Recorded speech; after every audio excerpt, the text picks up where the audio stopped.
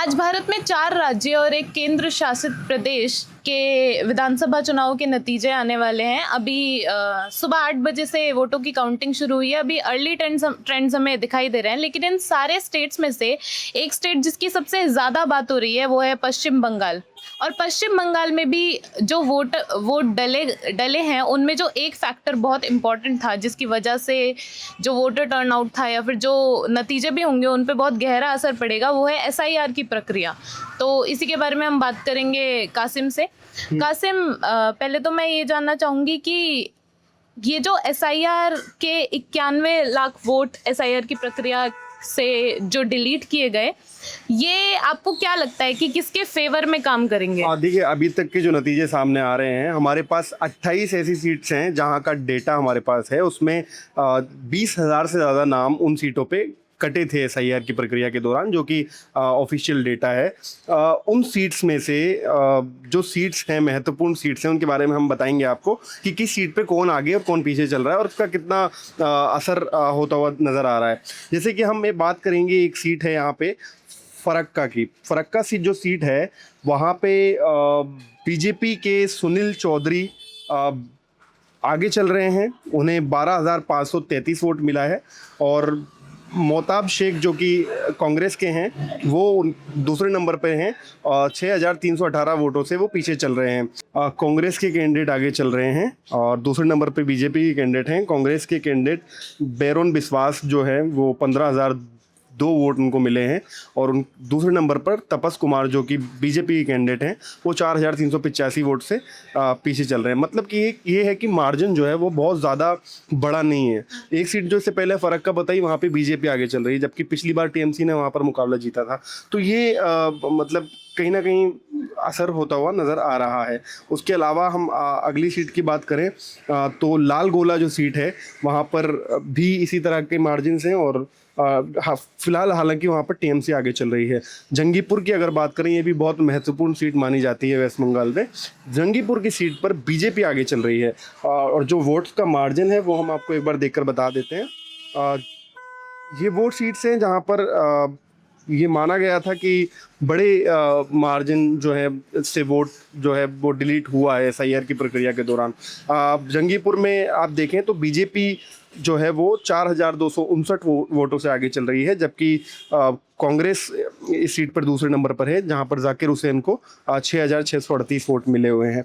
इसी तरह से अगली सीट की अगर हम बात करें तो वैष्णव नगर को ले लेते हैं, जहां यहाँ भी बीजेपी आगे चल रही है। शमशेरगंज जो कि सबसे ज़्यादा चर्चा में चुनाव के दौरान आई थी सीट, मुर्शिदाबाद बेल्ट में है, वहाँ पर फिलहाल वैसे कांग्रेस आगे चल रही है, टीएमसी पीछे है।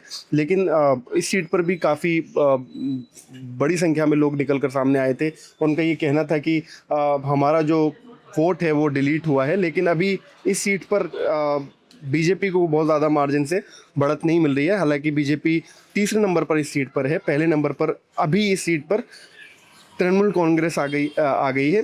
कांग्रेस 4,112 वोट से पिछड़ गई है। तो ये 2-3 सीट्स हैं जहां का हमने आपको आंकड़ा बताया। इसके अलावा और भी सीट हैं, इंग्लिश बाज़ार जहां पर बीजेपी आगे चल रही है, सूती वहां पर कांग्रेस आगे चल रही है, चकुलिया वहां पर टीएमसी आगे चल रही है, इस्लामपुर में टीएमसी आगे चल रही है, हरिश्चंद्रपुर में टीएमसी आगे चल रही है, फांसी देवा एक सीट है, वहाँ पर बीजेपी आगे चल रही है। इसी तरह से कई सीट्स हैं जहाँ पर मुकाबला जो है वो मुकाबले में बीजेपी आई है, जबकि पिछली बार ऐसा नहीं था। तो कहीं ना कहीं ये माना जा रहा है कि वो जो वोट कटे हैं, डिलीटेशन हुए हैं, उसका कहीं ना कहीं असर नज़र आ रहा है इस चुनाव पर। अगर हम नंदीग्राम जैसी सीटों की बात करें, जैसे नंदीग्राम के बारे में बहुत ही कंट्रोवर्सी हुई थी कि वहाँ मुस्लिम पॉपुलेशन सिर्फ 25% है, लेकिन ऐसी सीटों में से एक थी जहाँ पे मुस्लिम वोट सबसे ज़्यादा काटे गए एसआईआर प्रक्रिया के दौरान।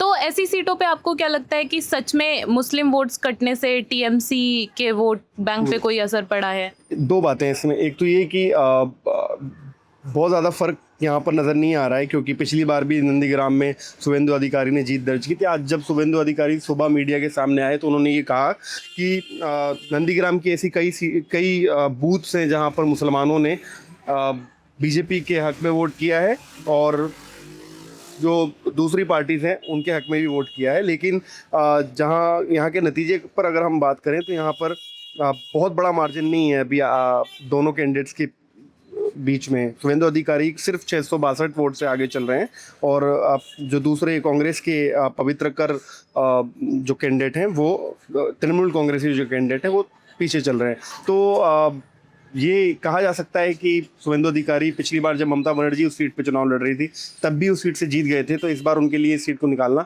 उतना ज़्यादा मुश्किल मेरे हिसाब से को नहीं होगा। बाकी हम एक और सीट की बात करें, मुर्शिदाबाद को लेकर काफ़ी चर्चाएं सामने आई थी। तो वहाँ पर अभी इस वक्त बीजेपी के कैंडिडेट बहुत बड़ी बढ़त बनाए हुए हैं। 22,183 वोट से वो आगे चल रहे हैं, जबकि तृणमूल कांग्रेस की जो कैंडिडेट हैं शौनी रॉय वो दूसरे नंबर पर चल रही हैं। इसके अलावा हम बात करें मालदा की सीट की, तो मालदा में भी बीजेपी आगे चल रही है, जो कि 4,240 वोटों की बढ़त उन्होंने बना रखी है। तो इस तरह से कई ऐसी महत्वपूर्ण सीटें हैं जहां पर टीएमसी का जिनको गढ़ माना जाता था, जहां पर मुस्लिम वोट्स बहुत ज़्यादा हैं, लेकिन वहां पर बीजेपी को बढ़त मिल रही है। शुक्रिया।